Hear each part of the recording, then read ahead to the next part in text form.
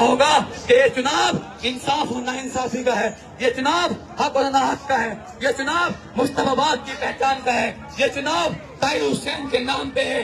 यहाँ पे जो चुनाव लड़ रहे हैं, आपसे वो चुनाव लड़ रहे हैं केजरीवाल के नाम पे, मोदी जी के नाम पे, राहुल गांधी के नाम पे।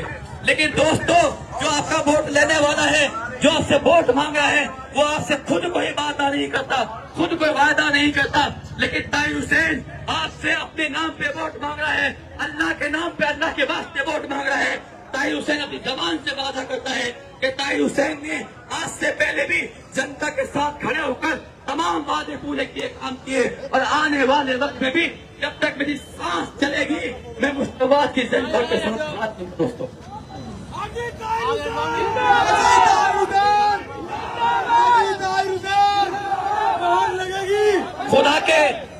खुदा के वास्ते तुम मुझे यूं मायूस न करना, खुदा के वास्ते तुम मुझे यूं मायूस ना करना।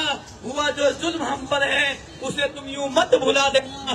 पीड़ित हूँ मैं अपराधी नहीं, जमाने को बता देना। देकर वोट तुम अपना पतंग पर ताहिर हुसैन को जिता देना।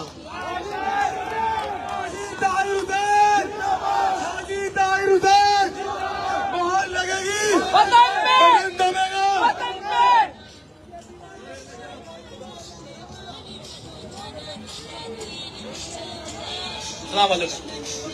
भैया पतंग का ध्यान रखना, पतंग का वोट डालिए, सबको वोट डालिए।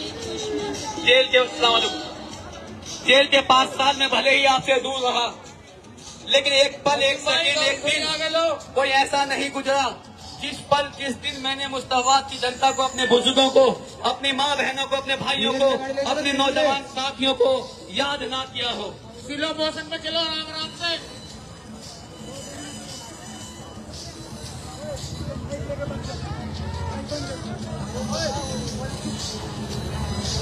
ताहिर हुसैन मुस्तफाबाद की पहचान, जिसका निशान है पतंग का निशान। दोस्तों, आज जो इंसान, अगर यूं कहूं कि मर्द मुजाहिद कोई है तो उसका नाम है असदुद्दीन ओवैसी, जिसने सड़क से संसद तक गरीबी के लिए, अन्याय के लिए, दलित के लिए, पिछड़ों के लिए, वंचित के लिए, भाईचारे के लिए अगर आवाज उठाने का काम किया है सड़क से संसद तक, तो उसका नाम है असदुद्दीन ओवैसी।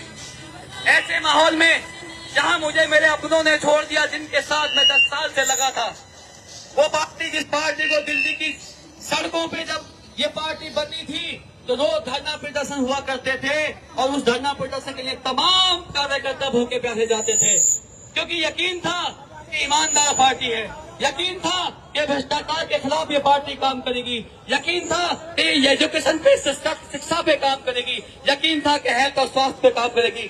काम हुए, लेकिन सिर्फ विज्ञापन में हुए हैं, टीवी के एडवर्टाइजिंग में हुए हैं। न्यूयॉर्क में, अमेरिका के अखबारों में विज्ञापन छाप के दिखा दिया जाता है कि आम आदमी पार्टी दिल्ली में कितना अच्छा काम कर रही है। लेकिन मैं उन लोगों से कहना चाहता हूँ कि इस मुस्तफाबाद की गलियों में आके देखें, यहाँ की सड़कों में चले, यहाँ के खड्डे देखें, यहाँ के बच्चों को देखें, किस तरह से यहाँ के बच्चे 4-4 शिफ्ट में स्कूल के अंदर पढ़ाई पूरी करते हैं। दोस्तों,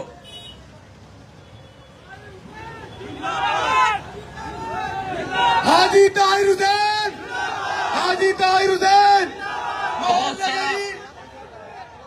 बहुत सारा दर्द है मेरे अंदर जो छुपा है, जिसको मैं निकालना चाहता हूं, लेकिन पाबंदियां हैं तो मैं बोलते बोलते रुक जाता हूं, इसलिए कि कुछ ऐसा ना मैं बोल जाऊं जिससे मेरे विरोधियों को मौका मिल जाए। दोस्तों, आज एक चीज जो हमारे बड़े भी हमसे कहते हैं, हम भी देख रहे हैं, अस्सलाम वालेकुम, आमीन, कि लोग आज के वक्त में अपने सुख से इतने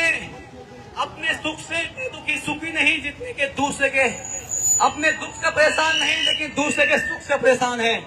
जिसका नाम दिया गया है वो लोग जो जलिस रखते हैं, वादे खरीद लेंगे। आप मानते हैं इस बात को? इसका जवाब क्या है?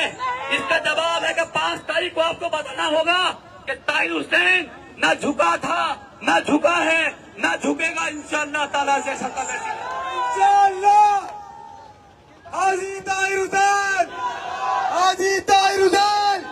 मोहर लगेगी। ताहिर हुसैन आज मुस्तफाबाद का भाई, बेटा या बच्चा या भाई या दोस्त नहीं है, ताहिर हुसैन को पूरे देश में अगर जाना जाता है तो मुस्तफाबाद के नाम से जाना जाता है। अगर मुस्तफाबाद ने ताहिर हुसैन को जिताया, मैं वादा करता हूँ, यकीन दिलाता हूँ आपको, इसी हिंदुस्तान के अंदर मुस्तफाबाद की अपनी एक छवि होगी, अपनी पहचान होगी, अब नाम होगा, अपना एक काम होगा। जिस तरह से मुस्तफाबाद ताहिर हुसैन को जिताएगा, उसी तरह से मुस्तफाबाद के डेवलपमेंट विकास के काम होंगे। बहनों की, माओ की जो सम्मान राशि जो भी सरकार तय करेगी, उसको जमीन पे लाने का काम ताहिर हुसैन करेगा। स्कूल बनवाने का काम ताहिर हुसैन करेगा, सड़कें बनवाने का काम ताहिर हुसैन करेगा, घर घर तक पानी पहुंचाने का काम ताहिर हुसैन करेगा। वो तमाम काम जो जनता का हक है, जिसके लिए लोग राजनीति में आकर खिदमत करने के लिए आते हैं, वो सब काम ताहिर हुसैन करेगा। ताहिर हुसैन का मकसद पैसा कमाना नहीं है। ताहिर हुसैन का मकसद नाम कमाना नहीं है। न नाम में कल कमी थी, न नाम में आज कमी है। अल्हम्दुलिल्लाह, न पैसे में कल कमी थी, न आज कमी है।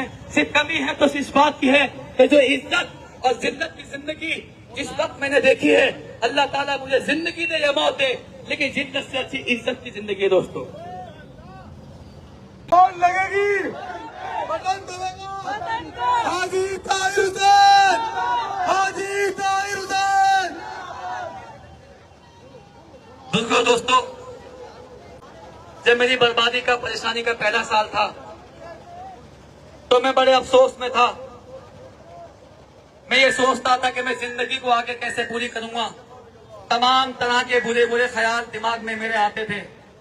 उस वक्त कोरोना चल रहा था, लॉकडाउन था, मुलाकात बंद थी, ना कोई मुलाकात पे पैसे खाते में डाल सकता था। जो 5-7 हजार रुपए में खर्चा वहाँ कैंटीन से कुछ छोटा मोटा सामान लेके खा ले, चाय पी ले, कुछ कर ले।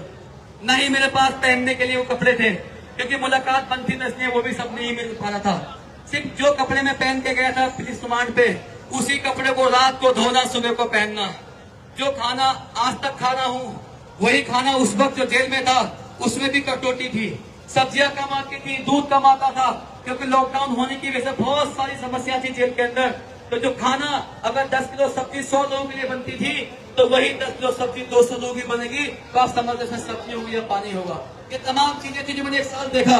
मुझे लगा कि जिंदगी तो जी लिए, ये हालात थे, तो मुझे उस पल भी ये लगा था कि शायद आज जिंदगी मेरी खत्म है, मैं, मेरा परिवार आज इस तबाही में, बर्बादी में कहीं खत्म न हो जाए।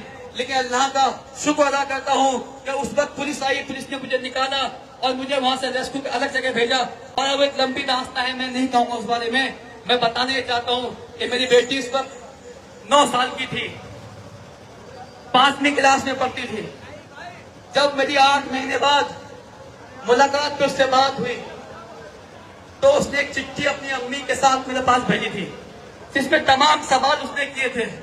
उसने लिखा था, अबू आप रोना मत, अबू आपकी आंखें खराब हो जाएंगी, अबू आप इसको परेशान मत होना, अबू आप हिम्मत मत हारना, अबू हम सब दुआ कर रहे हैं, अबू तुम बहुत जल्द वापस आओगे। उस वक्त मेरे पास अपना दर्द बयां करने के लिए सिर्फ दीवारें थी, छत, आसमान, जो चांद रात होती है, चांद की रात होती है, शाम के सूरज छुपने के बाद वो जेल के अंदर जो जेल में बंदी भाई होते हैं, उन्हें वो देखने का मौका नहीं मिलता, क्योंकि जब सूरज निकलता है तो वहां की गिनती खोल दी जाती है कुछ देर के लिए, 2 घंटे के लिए। और जब सूरज बंद होता है तो सबको अपनी अपनी सेल में जाके बंद होना पड़ता है। तो उस वक्त मेरे पास अखबार था, कलम थी, प्लेन पेपर थे। मैंने बुजुर्गों के साथ बैठ के, बहुत सारे शायर ऐसे दोस्त हैं मेरे, जिनके साथ में शायरी सुनता था। मुझे कभी मौका नहीं मिला, ना मैं चाहता था, मुझे कभी समझ नहीं आया कि शायरी क्या होती है। लेकिन मैंने जब उस वक्त कलम उठाई, तो जो मेरे अंदर हालात थे, जो दर्द था, जब वो निकल के बाहर आया, कलम के जरिए मैंने पेपर पर लिखना शुरू किया। तो मैंने अपनी बेटी की चिट्ठी निकाली। उस चिट्ठी में जब मैंने देखा कि मेरी बेटी मुझे हौसला दे रही है, मुझे हिम्मत दे रही है, तो मैंने लिखा था कि दरवाजे पर नजर है उसकी, इंतजार मेरा वो करती है। दरवाजे पर नजर है उसकी, इंतजार मेरा वो करती है। जल्द आओगे वापस तुम अब्बू, बेटी मेरी ये कहती है। जख्म हमें दंगों के देकर बर्बाद हमें करवाया है, जख्म हमें दंगों के देकर बर्बाद हमें करवाया है। नाकामी उनकी थी फिर भी मेडल उन्होंने पाया है। तो मुझे हिम्मत और हौसला मिली कि होंगे बरी अदालत से हम, इंशाल्लाह होंगे बरी अदालत से हम, होंगे बरी अदालत से हम, होंगे बरी अदालत